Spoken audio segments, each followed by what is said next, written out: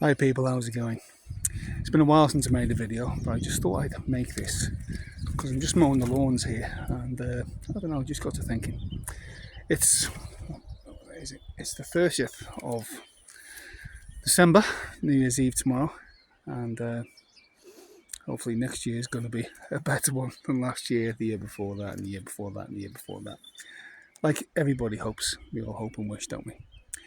Well, hopefully everyone's had a nice Christmas. Hopefully everyone's going to have a good year next year, but obviously things happen, don't they? The reason for this video, I watched a movie last night that many of you of a certain age would have watched many times. I've watched it many times. I remember watching it with my dad when I was a very, very young lad, and he explained a few things, but now I'm nearly 58 years old. I don't know, you just see it with different eyes as you get older, I suppose. And it's called The Great Escape, with Steve McQueen and Richard Attenborough and Gordon Jackson and James Coburn and Charles Bronson, all those young men who escaped from a prisoner of war camp in Germany in the 1940s, Second World War. True story as well, would you believe? One or two things may have been made up for Hollywood purposes, but it was a great film, and it just made me think when I went to bed last night of, how they were treated. Obviously the Germans treated their prisoners much better than the Japanese treated theirs. But anyway, I just wanted to share with you two anecdotes of something that happened many years ago, 30 something years ago I would say, in Germany, when I worked in Germany as a bricklayer.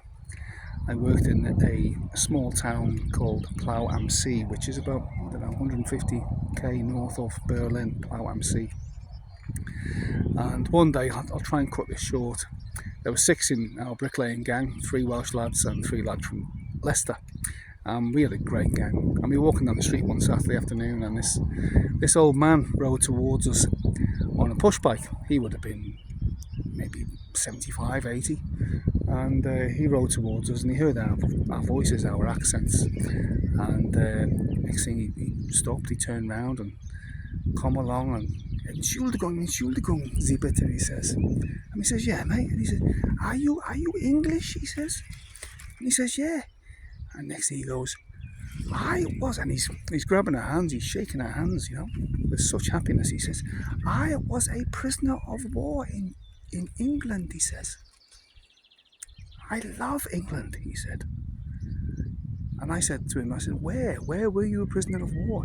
He said, I was a prisoner of war in Cromer.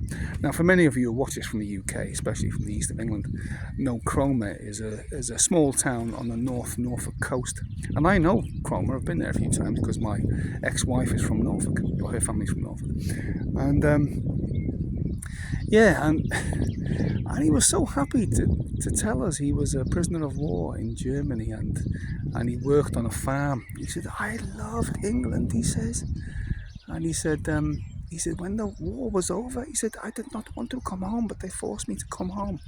Obviously he was sent home to East Germany, which was dominated by the Russians and the Soviet Union, if you like. So he didn't go home to West Germany, he went home to East Germany.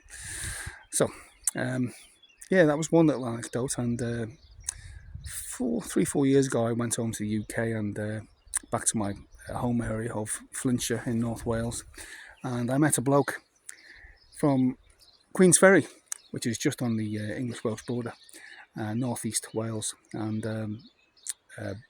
I'll tell you his name because I don't think he'd mind. Bruno, his name is, and Bruno is in his about 60 now, and his father, would you believe, was a Sicilian prisoner of war who was brought to the UK. I'm not sure if he was brought to Wales or to England. It might be in RAF Sealand or somewhere, I'm not sure. But he was a prisoner of war too, a Sicilian Italian prisoner of war.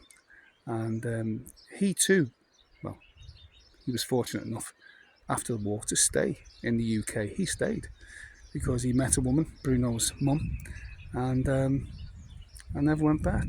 I never went back to Italy. So 2 little anecdotes there, just to show you the difference of what happened, because in the movie, as the story goes, the true story of The Great Escape, 76 prisoners escaped from the camp, and 50 of them were murdered by the SS. They were shot in cold blood, and only 26 returned back to the prisoner of war camp. Anyway, I just thought I'd share that with you. I hope you enjoyed the video, because yeah, sometimes it just makes you ponder, doesn't it, about how the differences of, I know it's Christmas now, I know it's probably maybe a little bit more, but I don't know. But I thought I'd share it with you anyway. I've shared the story many times with other people, but I thought I'd share it now on camera. Anyway, hope you liked it. What there is left of Christmas, Merry Christmas, hope you had a good one, and hope next year is going to be a great one for all of us, and God bless the Trump presidency. And as you know, I'm a big fan of Donald Trump, and hopefully he comes up trumps, pardon the pun.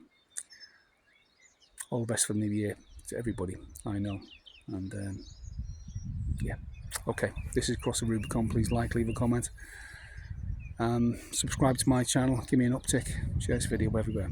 Okay, see you later.